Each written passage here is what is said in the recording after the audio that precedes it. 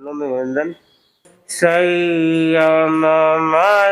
जीवन अपने से अपना अनुशासन अनुगत की परिभाषा वर्ण जाति संप्रदाय से मुक्त धर्म की भाषा छोटे छोटे संकल्पों से मानस परिवर्तन हो संयममय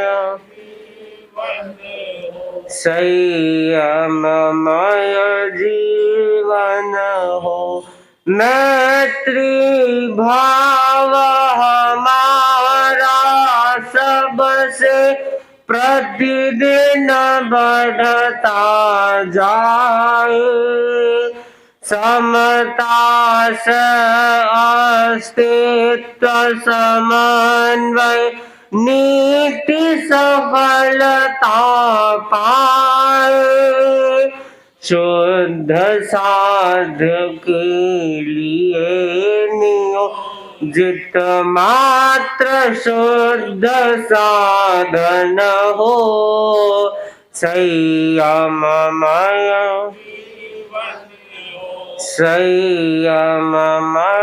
जीवन सुधर व्यक्ति समाज व्यक्ति से राष्ट्र स्वयं सुधरेगा तुलसी अनुव्रत सिंहनाद सार जग में प्रसरेगा मानवीय आचार संहिता में अर्पित तन मन हो संयममय जीवन नैतिकता की सुर सरिता में जन जन मन पावन हो संयममय जीवन हो संयममय जीवन हो।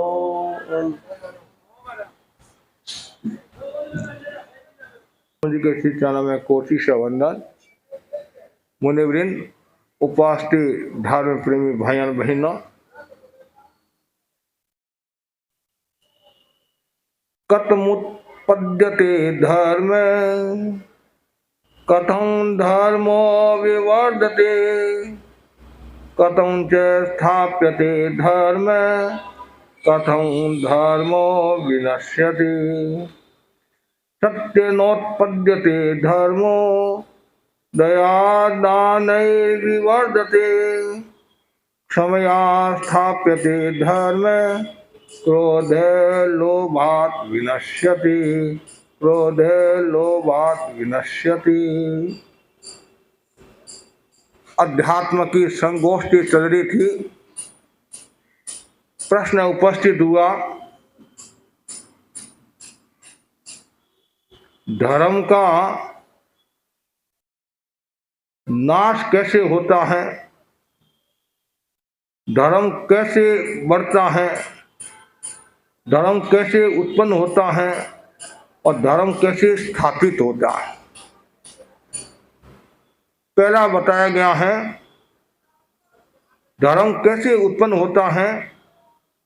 क्षमा के द्वारा धर्म उत्पन्न होता है। धर्म कैसे बढ़ता है, दान दया के कारण धर्म बढ़ता है।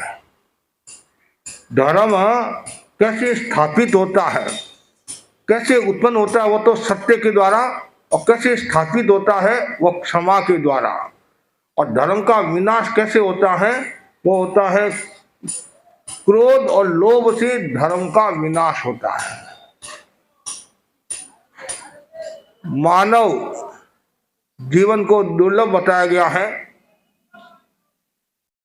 और मानव जीवन एक ऐसा जीवन है जिसके द्वारा हम विकास भी कर सकते हैं और विनाश भी कर सकते हैं। आचार्य महासमंडी के शब्दों में आचार्य प्रवर फरमाते हैं, मेरे को यदि कोई पूछे कि दुनिया में सबसे बढ़िया प्राणी कौन सा है तो मैं बताऊंगा मनुष्य है, और मेरे को कोई पूछे दुनिया में घटिया प्राणी कौन सा है तो भी मनुष्य बताऊंगा। मनुष्य अपना उत्थान भी कर सकता है और अपना विनाश भी कर सकता है, अपना निर्माण भी कर सकता है, अपना ध्वंस भी कर सकता है। तो ये जो बिंदु बताए गए हैं बहुत महत्वपूर्ण बिंदु है। और धर्म की उत्पत्ति कैसे होती है, ज्ञानी जन बताते हैं सत्य के द्वारा धर्म की उत्पत्ति होती है। जिसके जीवन में सत्य होता है, सत्य की साधना होती है, सत्य का उपासक होता है, हर पल हर क्षण सत्य की साधना करता रहता है, तो समझना चाहिए धर्म की उत्पत्ति होगी।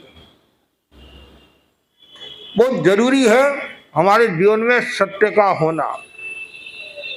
सत्य यदि नहीं है तो कुछ भी नहीं है। हमारा जीवन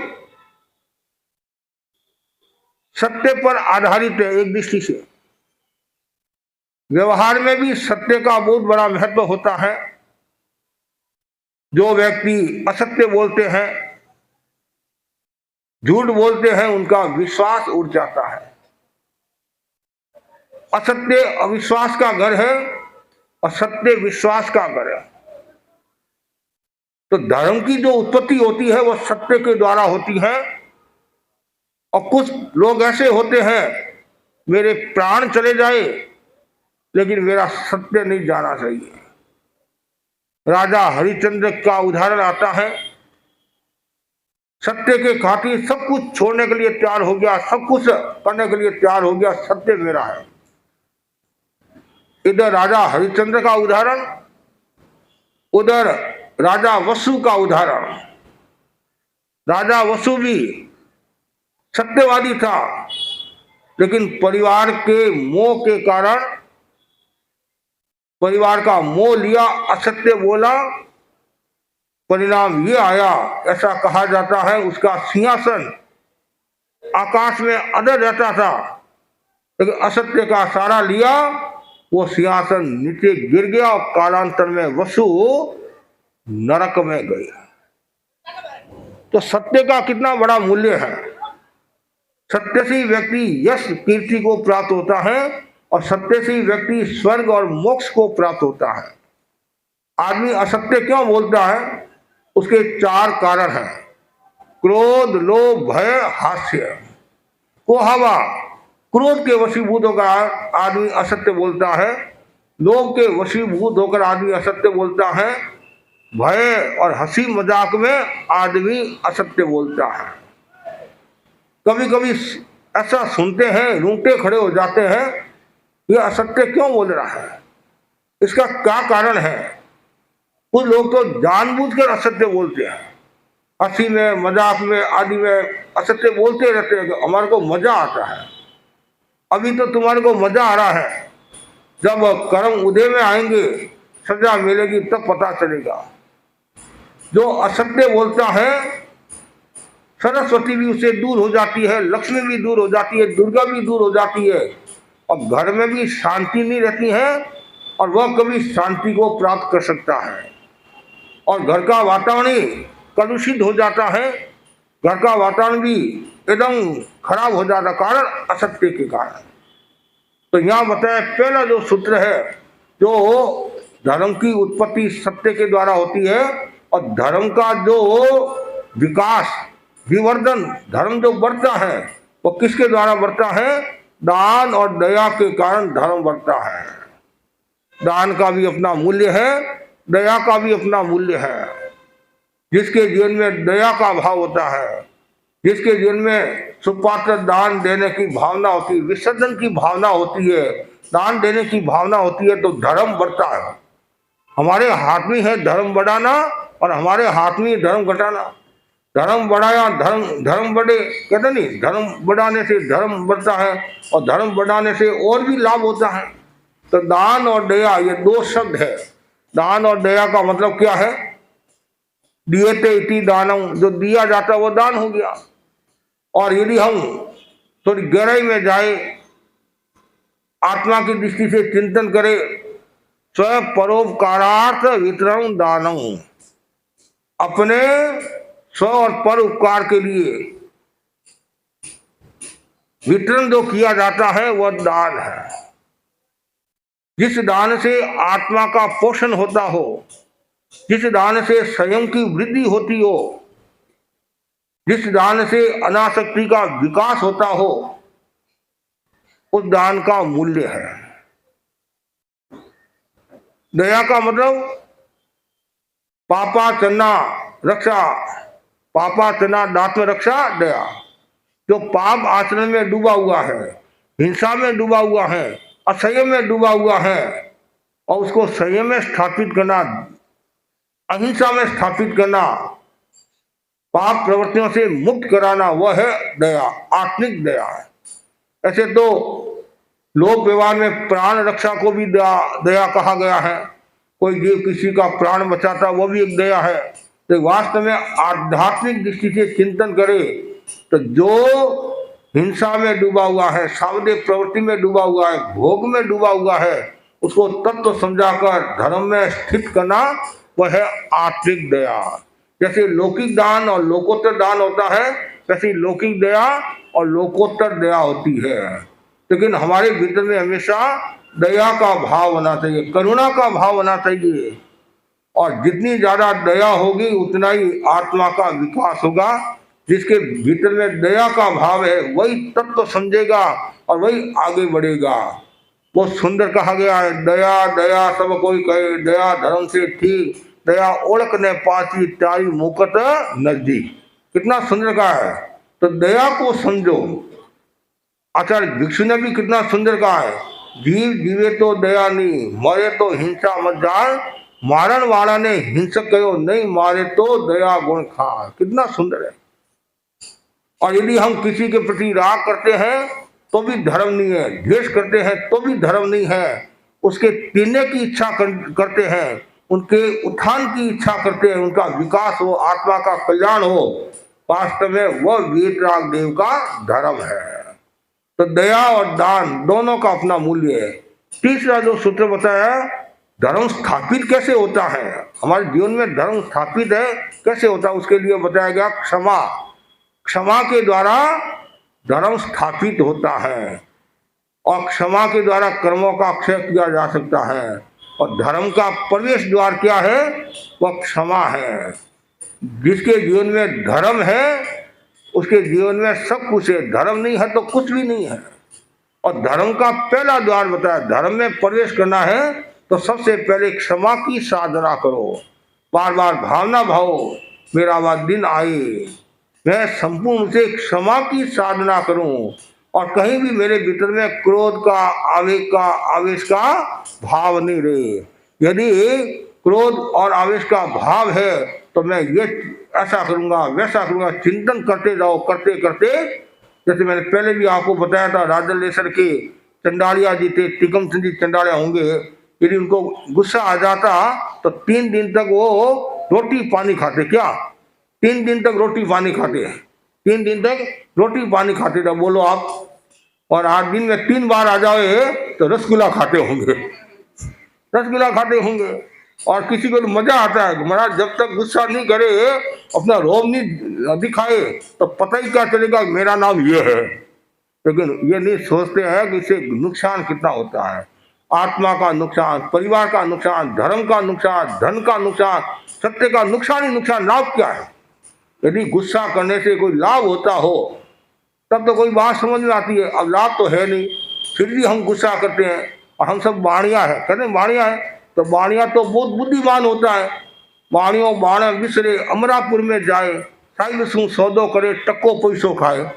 एक आदमी बणी गए ऊपर चला गया, यमराज ने कहा तुम्हारे को कहाँ भेजूं, स्वर्ग में भेजूं नरक में भेजूं? तो बाणिया बड़ा होशियार था, वह बोला जहाँ 2 पैसे की कमाई हो वहां भेज दो, स्वर्ग नरक से मुझे कोई लेना देना नहीं। तो अब देखो बाणिया तो वहां भी सौदाबाजी करता है, तो यहाँ गुस्सा करने से तो नुकसान होता है, तो फिर हम गुस्सा क्यों करें? गुस्सा क्यों है? मतलब ये बिना बुलाई आ जाता है। और आप कितने समझदार हैं, यदि आपको कोई बुलाता है तो आप उसके घर पर जाते जाते नहीं जाते, तो उसके घर पर जाते हैं। और कभी जाना है, किसी ने आपको कहना, वो कहने वाले भूल गए और इमरजेंसी वहां जाना, तो भी आपके भीतर में क्या आता है कि मैं नहीं जाऊंगा। क्यों भाई? वो तो क्या, मेरे को उसने निमंत्रण दिया, मैं नहीं जाऊंगा। और लेकिन गुस्सा का निमंत्रण किसने दिया? फिर भी आप गुस्सा करते ही नहीं करते हैं। तो फिर इस गुस्से में तो नुकसान, और उसमें भी नुकसान हुआ, अब नहीं गए तो भी नुकसान हुआ। तो इसलिए समझदार आदमी है वो क्या करता है, गुस्सा नहीं करता है। वो जानता है गुस्सा का परिणाम सुखद नहीं दुखद आता है। जहां भी गुस्सा है, जहां क्रोध है वहां बोध नहीं, और जहां बोध नहीं वहां सत्य का शोध नहीं है। इसलिए आत्मा का विकास करना है और धर्म में स्थापित होना है। धर्म में स्थापित होना तो उसके लिए क्या करना पड़ेगा? हमें क्षमा की साधना करनी होगी। गुरुदेव तुलसी के जीवन का प्रसंग है। जब गुरुदेव हरियाणा विराज रहे थे तो कुछ आर्य समाजी लोग आए। उन्होंने कहा हम आपसे चर्चा करना चाहते हैं। क्या करना चाहते हैं? चर्चा करना चाहते हैं। गुरुदेव ने उनके हाव भाव से, उनकी बोली से, व्यवहार से समझ गए ये ऐसे ही आए हैं। कुछ लोग क्या करते हैं, जानबूझकर किसी को छेड़ते हैं तो उनको गुस्सा लाना है, या अपनी प्रतिष्ठा, मैंने उनसे चर्चा की, मैंने उनको हरा दिया। कभी कभी वैसा भाव भी आ जाता है। तो गुरुदेव ने सब चिंतन किया। चिंतन करने के बाद में सोचा अनावश्यक समय क्यों बर्बाद करे। तिल में यदि तेल होता तो कोई बात ही करे करे, और कोई जान हो तो चर्चा ही करे। बात टालते गए। आखिर गुरुदेव ने पूछा चर्चा करके क्या करोगे आप? हम आपको हराएंगे और हम जीतेंगे। जैसे ये कहा, देखो महान आत्मा कितनी क्षमावान और विनम्रता के साथ, क्षमा सहिष्णुता के साथ कहा कि मैं हारा तुम जीते। ये बात कौन कह सकता है? जिसके विचार उदार होते हैं। और उदारता का विकास कब होता है? जब भीतर में विनम्रता क्षमा होती है, तभी उदारता का विकास होता है। और वही आर्य समाजी लोग कालांतर में गुरुदेव वापिस भिवानी पधारे, हरियाणा पधारे, तो वो कार्यकर्ता के रूप में आगे थे। और गुरुजी आपने मेरे को पहचाना, हमारे को पहचाना कि कौन हम, वही है। आपको हराने के लिए आए थे, लेकिन आपकी विनम्रता क्षमा से हम इतने प्रभावित हुए और आज हम आपकी सेवा कर रहे हैं। तो जरूरी है हमारे भीतर में क्षमा का विकास। और जो आचार्य होते हैं, महान आत्मा होती है, वो बहुत क्षमावान होती है। गुरुदेव तुलसी के ने एक संत को याद किया कि तुम्हारे को अमुक संत के साथ जाना है। वो संत गुस्से में आ गए तो मैं नहीं जाऊंगा। गुरु के सामने ऐसे नहीं बोलना चाहिए, लेकिन सदवस्त है, कभी गलती हो जाती है, लेकिन गुरु के पास में अधिकार है। वो ऐसे बोले तो 1 मिनट लगता है संग विच्छेद करने में, तो गुरु के पास में अधिकार है। गुरु की आसाधना की, गुरु के सामने बोला, गुस्से में बोला, लेकिन गुरु तो महान होते, क्षमा के सागर होते, क्षमा की मूर्ति होते हैं। उन्होंने कहा जाओ, कोई बात नहीं, जाओ। सारी रात समझ उनको पश्चाताप हुआ होगा, मैं कितना अभिनीत, मैं गुरु के सामने बोला, सुबह आए, वंदना की, खमत खावना किया, गुरुदेव मेरी गलती हो। तत्काल गुरु ने वत्सलता प्रेम दे दिया, कोई बात नहीं। फिर जो शिक्षा देना वो शिक्षा दी। तो कहने का मतलब है गुरु कितने क्षमा सागर होते हैं। भगवान महावीर का उदाहरण ले लो आप। चंद कौशिक ने नशा, और भी न जाने कितने कष्ट आए, ग्वालों ने खीर पकाई, कानों में किले भी ठोके, सब कुछ किया, लेकिन क्षमा क्षमा क्षमा। उन्होंने क्या चिंतन किया, यदि मैं गुस्सा करूंगा तो वापिस है मुझे जन्म मरण करना पड़ेगा। गृहस्थ कुमार मुनि ने सोचा था नहीं, मैंने भगवान को कहा मुझे तो आज ही मेरी आत्मा का कल्याण करना है, और ये यदि मैं गुस्सा करूंगा स्वामी ब्राह्मण के ऊपर तो परिणाम क्या आएगा, वापिस मेरा जन्म मरण बढ़ जाएगा। तो महान आत्मा होती है, महापुरुष होते हैं, वो हर पल हर क्षण क्षमा की साधना करते हैं। क्षमा क्षमा क्षमा, कि क्षमा क्या है, जीवन का परिधान है। और क्षमा से व्यक्ति के भीतर में जो घृणा आदि का भाव है, नफरत का भाव, वो भी दूर हो जाता है और सबके साथ में मैत्री स्थापित करता है। क्षमा जहाँ होगी वहां मैत्री का विकास होगा, अहिंसा का विकास होगा, करुणा का विकास होगा, विनम्रता का विकास होगा। जहाँ क्षमा है वहां विनम्रता भी होगी। तो यहाँ बताया गया है क्षमया स्थापित धर्म है। तो धर्म जो स्थापित करना वो क्षमा के द्वारा धर्म स्थापित होता है। अब धर्म का विनाश कैसे होते हैं, क्रोध लोभाद विनश्यति, धर्म का विनाश होता है क्रोध और लोभ के कारण धर्म का विनाश होता है। ये दो ऐसे तत्व हैं जिससे धर्म का विनाश होता है, शरीर का विनाश होता है, समाज का विनाश होता है, परिवार का विनाश होता है, व्यवसाय में नुकसान होता है और सब जगह विपदा को प्राप्त होता है। ये दो ऐसे तत्व हैं जो जीव को संसार में रुलाते रहते हैं। जो कषाय है क्रोध मान माया लोभ, ये जन्म मरण के कारण है, जीव को बार बार घुमाते रहते हैं। ये कषाय रूपी जड़ को हरा करते रहते, राग देश हरा करते रहते हैं। जैसे पौधा है, अब पौधे को पानी देंगे तो क्या होगा, पौधा हरा भरा रहेगा, पानी नहीं देंगे तो क्या होगा, सूख जाएगा। उसी प्रकार संसार रूपी पौधे को यदि ये कषाय रूपी जल का सिंचन करते रहेंगे तो वो संसार का जो पौधा है वो बढ़ता रहेगा, मतलब जन्मन होता रहेगा।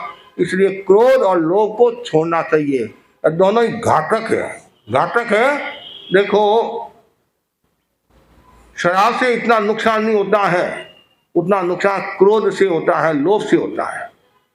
शराब तो एक बार मारता है और क्रोध जीव को बार बार मारता रहता है। लोभ जीव को बार बार संसार में परिभ्रमण कराता रहता है। ऐसे क्रोध और लोभ में भी खतरनाक कौन है, लोभ खतरनाक है। दो में भी यदि तुलना करे तो लोभ खतरनाक है। क्यों, चार कषाय है, क्रोध मान माया लोभ, ये तीनों तो एक एक गुण का नाश करते हैं।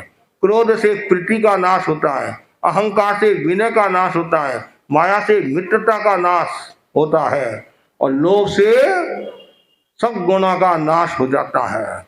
ये लोभ क्या है, केंद्रीय तत्व है। लोभ क्या है, केंद्रीय तत्व है। तो ये जो केंद्रीय तत्व होता है वो बड़ा ही जोरदार होता है और नुकसान भी करता रहता है। इसलिए हमेशा क्रोध और लोभ से बचना चाहिए।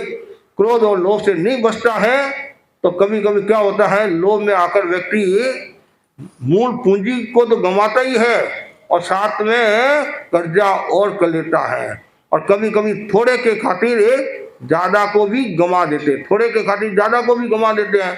कभी आदमी लोभ में आ गया, लालच में आ गया कि एक बार और सट्टा करूं।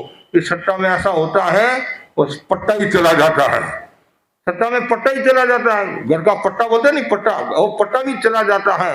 लेकिन मनुष्य का स्वभाव है लोभी जीवड़ा, कहते हैं लोभी जीवड़ा, और आएगा ऐसा आता है। पूरे परिवार को भी कभी कभी साफ कर लेता है और अखबारों में पढ़ते हैं नुकसान हो जाता है, सट्टा में नुकसान हो जाता है, धंधे में नुकसान हो जाता है। तो फिर आदमी खुद तो मरता है, कभी कभी पूरे परिवार को भी खत्म कर लेता है, कर्जा इतना हो जाता है। इसलिए सावधानी रखो।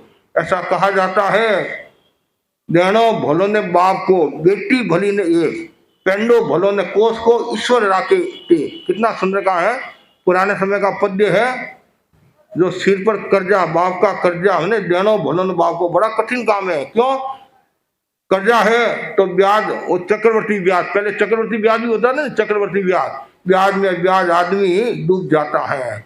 और एक बेटी भी होती, पुराने समय की बात है, एक बेटी भी होती है तो तो भी उसको उसकी शादी कराना कितना टेंशन रहता था, टेंशन रहता था। आजकल तो टेंशन नहीं है, आजकल तो बेटी का नहीं बेटे का टेंशन है, बेटे का टेंशन रहता है। समय समय की बात है, बेटी को लेने वाले तो बहुत है, हाँ दे दो दे दो दे दो, हाँ मतलब लेने वाले बहुत है, देने वाले कम है। बेटी को लेने वाला ज्यादा है और देने वाले कम होते हैं। तो बेटी भली ने एक और पेंडो भलो ने कोस को, जब आदमी बूढ़ा हो जाता है, वृद्ध हो जाता है, तो एक कोस भी चलना भारी हो जाता है। क्यों? शरीर में ताकत नहीं है। जो व्यक्ति रोजाना 10-10 कोस चला जाता था, 15-15 किलोमीटर पैदल चलता था, और आज वो 1 किलोमीटर भी नहीं चल सकता। क्यों? अवस्था आने के बाद में, बीमारी आने के बाद में फिर मुश्किल है। इसलिए ईश्वर राखे थे, तीनों से सावधानी करना मतलब है तो माथा पर कर्जा नहीं होना चाहिए, और लोभ में आकर पूरा का पूरा अपना वर्चस्व समाप्त नहीं करना चाहिए, मतलब वर्चस्व समाप्त नहीं करना चाहिए। लोभ में आकर कोई भी गलत कार्य नहीं करना चाहिए।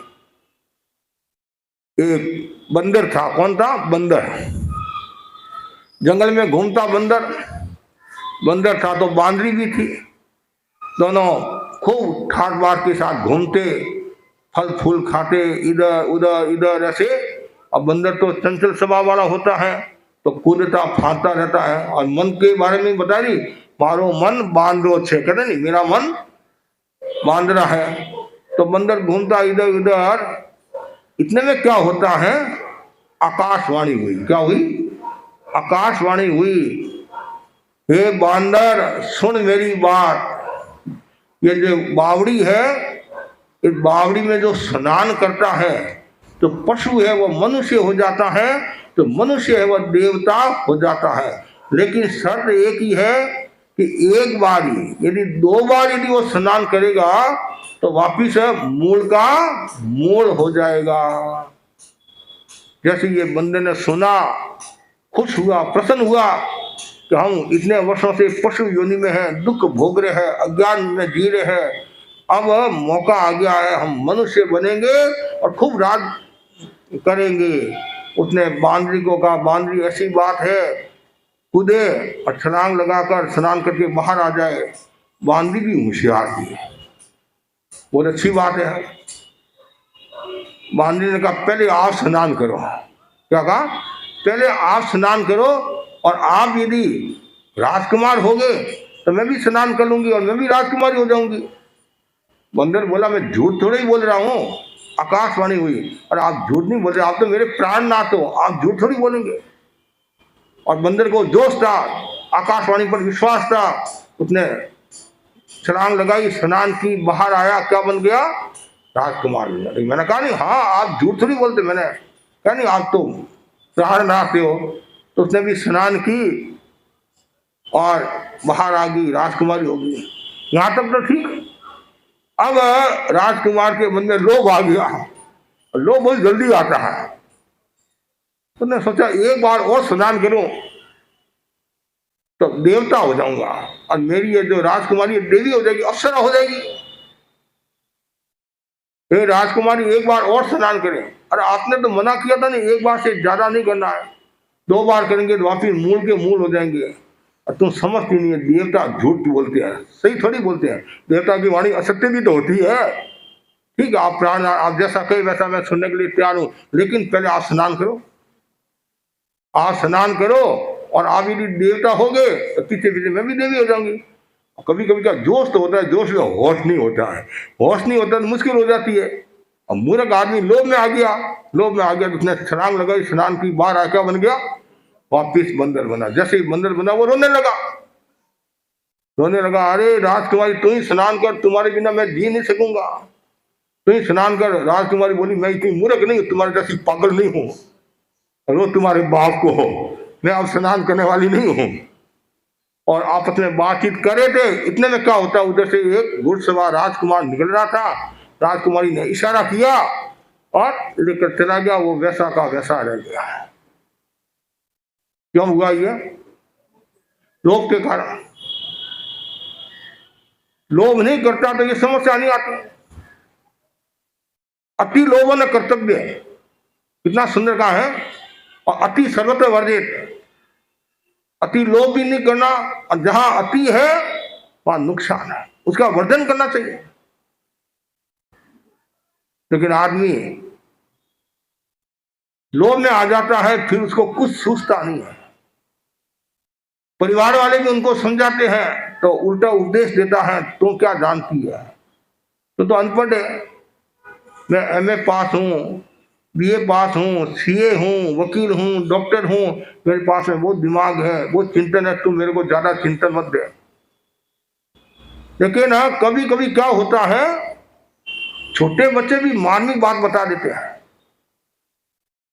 और यदि छोटे बच्चों की यदि वो बात मान ले तो कभी कभी निहाल हो जाते हैं, और नहीं मानते बेहाल भी हो जाते हैं। जरूरी नहीं कि सब बच्चे वैसी बात के, कोई कोई भव्य आत्मा होती है, किसी के कोई सूझ में आ गई, कोई ध्यान में बात आ गई है। लेकिन मूल बात यह है, धर्म का जो नुकसान होता है वो क्रोध और लोभ से होता है। तो क्रोध भी खतरनाक है और लोभ भी खतरनाक है, दोनों से बचना चाहिए, पूरे कषाय से बचना चाहिए। और यदि आपने कषाय को छोड़ दिया तो समझना चाहिए धर्म का विकास हो गया, और आपके रोम रोम में, नस नस में धर्म का भाव रहेगा। फिर दूसरी बात आपके दिमाग में नहीं आएगी। इसलिए हमेशा भावना भाव, मैं क्षमा का विकास करूं, सत्य की साधना करूं, और दान और दया का विकास करूं, और क्रोध और लोभ से दूर रहूं। आपके पास में तो इतनी संपदा है, इतनी ताकत है, आप कुछ भी प्राप्त कर सकते हैं। कि मनुष्य जीवन एक ऐसा है जो संपूर्ण से धर्म की साधना कर सकता है। संबद्ध धर्म निर्जरा धर्म की साधना कर सकता है। देवता मनुष्य से भी शक्ति संपन्न होते हैं, लेकिन वो निर्जरा धर्म की साधना कर सकते हैं, तो संबद्ध धर्म की साधना नहीं कर सकते हैं। संबद्ध धर्म की साधना एकमात्र खिलाड़ी कौन है? संपूर्ण रूप से, ऐसे तिरंज के जीव भी त्याग कर सकते हैं, अंश रूप में त्याग कर सकते हैं, लेकिन संपूर्ण रूप से संबद्ध धर्म की साधना, अयोग संवर की साधना कौन कर सकता है? मनुष्य ही कर सकता है। और अयोग संवर आ गया तो फिर तो उसी भाव में मोक्ष को प्राप्त हो जाएगा। जैसे सम्यक्त संवर, व्रत संवर, अप्रमाद संवर, अकषाय संवर, अयोग संवर। जैसे योग 13वें गुणस्थान तक है, योग 13वें गुणस्थान है नहीं, तो अयोग संवर है वो लास्ट तक है, लास्ट तक होगा। जैसे अयोग संवर आया, कर्मों का अक्षय हुआ, ये सिद्ध बुद्ध मुक्त हो जाएगा। इसलिए हमेशा संबद्ध धर्म की साधना, जब भी आपको टाइम मिले, जब भी टाइम मिले, संबद्ध धर्म की साधना करो। आप व्याख्यान सुनने के लिए आए तो व्याख्यान सुन रहे हो, वो तो निर्जरा धर्म हो रहा है, यदि उस दृष्टि से सुन रहे हो तो एक तो ठीक है, मैं कार्य करता हूं, मुझे आना है और आकर बैठ गया, तो फिर वो दूसरा हो जाएगा। एक आप प्रवचन की दृष्टि से आए, प्रवचन मुझे सुनना है, या प्रवचन की दृष्टि से नहीं आए, बाद में यदि आपका मन हो गया नहीं मुझे प्रवचन सुनना है, निर्जरा करना है, कर्मों का अक्षय करना है, तो आपने प्रवचन सुना, वो निर्जरा धर्म, वो निर्जरा धर्म। और यदि आपने साथ में संवर कर लिया, तो 10 मिनट व्याख्यान सुनूंगा तो 10 मिनट का संवर कर लूँ, 15 मिनट का संवर कर लूँ और समाई कर लूँ, तो वो संबद्ध धर्म हो गया। तो इसलिए संबद्ध धर्म की भी साधना होनी चाहिए। जब भी आप आओ, मन में यही भावना रहनी चाहिए, मैं संबद्ध धर्म की। जैसे आप यहाँ आए, 10 बजे तक व्याख्यान चलेगा या 10:30 बजे तक व्याख्यान चलेगा, तो तत्काल क्या करो? त्याग कर लो। 10:30 बजे तक 3 या 4 आस पानी का त्याग, तो ये व्रत में आ जाएगा, व्रत में आ जाएगा। तो नुकसान तो है नहीं कि हम तो, मैंने बताया ना, हम तो बाणिया हैं, तो बाणिया तो आगे की सोचते हैं, आगल बुद्धि बाणियों कहते हैं ना, आगल बुद्धि बाणियों। तो इसलिए हमेशा त्याग प्रत्याख्यान की साधना करो और संबद्ध निर्जरा धर्म की साधना करो। तो हम आचार्य भिक्षु की संतान है। किसकी संतान है? आचार्य भिक्षु की संतान है, और हम सब तेरापंथी है। और आचार्य भिक्षु ने मर्यादाओं का निर्माण किया था, और वे मर्यादाएं हमारे जीवन के लिए कल्याणकारी होती है, हितकारी होती है, और मर्यादाओं से हमारा जीवन सुंदर और स्वस्थ होता है। तो आज मैं मर्यादाओं का वाचन करूंगा।